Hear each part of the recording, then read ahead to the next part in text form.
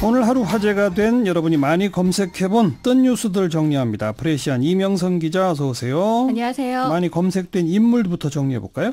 네, 앞서 사이다 코너에서 소개된 이회창 전 총재 이름 오후 들어 북상 중인데요.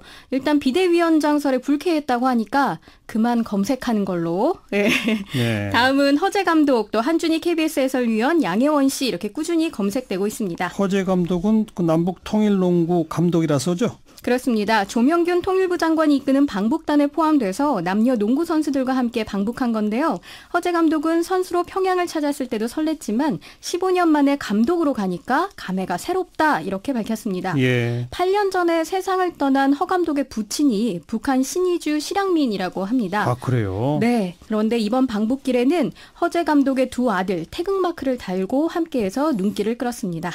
남북통일농구 1999년 9월 평양에서 처음 개최된 데 이어서 같은 해 12월 서울에서 다시 열렸고요. 2003년 10월 평양 류경 정주영 체육관에서 마지막으로 열렸습니다. 예. 이번 농구 경기는 4일 혼합 경기, 5일 친선 경기를 남녀 선수별로 개최해서 모두 4차례 진행된다고 하고요. 허재 감독을 비롯한 방북단은 오는 6일에 귀환합니다. 이건 중계 안 해줍니까? 아직 불확실합니다. 중계에 대한 얘기는 따로 없지만 방송팀은 간 상태입니다. 그다음 한준희 KBS 해설위원이 왜 그 검색대에 자꾸 올라가 있어요? 월드컵 벨기에와 일본전에서 해설을 편파적으로 했다 이런 논란에 휩싸인 건데요. 아하. 경기 해설이 듣기에 따라서는 벨기에에 치우쳤다라는 겁니다. 한 해설위원은 오늘 한 라디오 방송에서 본능을 숨길 수 없었다. 패한 팀에게는 미안하다. 순간적으로 그렇게 나왔다라고 털어놓기도 했습니다. 본능을 숨길 수 없다는 얘기는 일본이 미웠다 그 말이죠? 저는 노코멘트 하겠습니다. 네. 벨기에와 일본 경기를 중계하면서 샤들리 선수가 결승골로 일본을 3대2로 꺾었죠. 그러자 한준희 해설위원이 샤들리 선수에게 감사하다라는 말을 하고 왜 교체 투입됐느냐고 했는데 사과한다라는 말까지 하기도 했습니다. 근데 그 중계는 아주 내용이 충실했다면서요? 원래 한준희 해설위원 하면 논리정연한 해설로 유명하잖아요. 이번 중계 역시 작두탄 해설이었다라는 평을 들을 정도였습니다. 그런데 좀 편파적이었다. 그렇습니다. 예. 마지막 양혜원 씨 검색된 거는 그 가해자 구속된 그것 때문이죠. 네, 검찰이 오늘 양혜원 씨의 노출 사진과 관련해서 양 씨를 촬영하고 추행했으며 사진을 유출한 혐의를 받고 있는 최 모 씨에게 구속영장을 발부했는데요. 그러면서 양혜원 씨 이름이 다시금 검색어에 올랐습니다. 누리꾼들은 철저히 조사해서 확실히 처벌해야 한다. 사건 자체가 피해자 사건으로 알려지고 있는 것도 이상하다. 가해자 이름도 밝혀라라며 해당 사건이 제대로 수사되기를 바라고 있습니다. 오늘도 문재인 대통령이 미투 운동 언급했다면서요? 그건 또 어떤 계기입니까?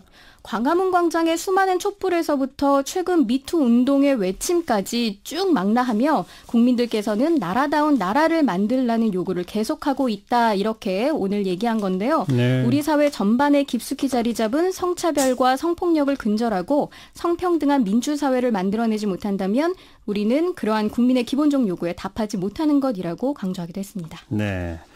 그리고 또 어떤 검색어가 눈에 띕니까? 뿌라삐룬이 북상 중인 가운데 태풍 경로와 부산 및 제주 상황을 검색하는 이들이 늘고 있습니다. 이 태풍 뿌라삐룬은 오늘 오후 9시경이면 부산 지역에 가장 근접할 것으로 예상된다고 하는데요. 이렇게 직접 영향권에 들어가면 초속 25m가 넘는 강풍에 해안가 일부에서는 150mm 이상의 강한 비가 쏟아질 것으로 예상하고 있습니다. 예. 또 물길과 바닷길 모두 막힌 제주의 경우에는 오늘 밤 12시를 기해 태풍특보가 해제된다는 소식입니다. 그럼 지금 오후 9시경에 부산 지역에 가장 가까이 간다. 지금부터 몇 시간 안 남았네요. 그렇습니다. 꼭 초긴장해야 될 것 같아요. 그 지역은요. 네.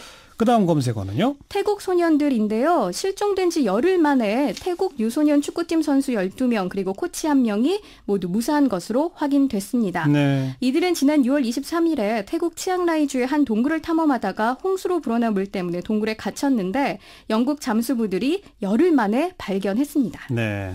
그런데 바로 동굴 밖으로 데려나올 수 있는 상황이 또 아니라면서요? 그렇습니다. 이들은 11살에서 16살 정도의 어린 소년들인데 동굴에 물이 차 있기 때문에 5km가 넘는 거리를 잠수하고 또 헤엄쳐서 나와야 탈출이 가능하다고 합니다. 5km 잠수 헤엄? 네. 아이고. 그래서 일단 태국 당국은 4개월분의 식량과 의료 지원을 먼저 한 상태고요. 잠수 교육도 실시할 예정이라고 합니다. 아, 잠수 교육 시켜서 잠수 수영으로 데리고 나온다. 그렇습니다. 그다음 오늘이 세계 비닐봉지 안 쓰는 날이라면서요? 네, 뭐 오늘 비닐봉지 얼마나 쓰셨는지들 모르겠는데 생각만으로 쓰지 말아야지 하고 있던 분들이라면 저처럼 이 사진을 한번 찾아보시기 바랍니다. 7월 3일 세계 비닐봉지 안 쓰는 날 공개된 사진인데요. 혹시 보셨어요? 네, 저도 봤습니다. 해질녘 새떼가 날아가는 것 같은 풍경인데 사실은 비닐봉지죠. 그렇죠. 이 사진을 디지털 합성으로 만든 사진작가 알랭 들로메는 아름다우면서도 마치 어딘가를 침공하는 듯한 새떼의 모습으로 세계의 플라스틱화를 표현했다 이렇게 설명했는데요. 예. 비닐봉지는 소비사회에 오염된 지구의 상징이라고 말하기도 했습니다. 저도 그 관련된 사진들이 이거 말고도 많더라고요. 그렇습니다. 한번 좀 보면서 경각심을 일깨워야 될 것 같아요. 수고하셨어요. 감사합니다. 프레시안 이명선 기자였고요.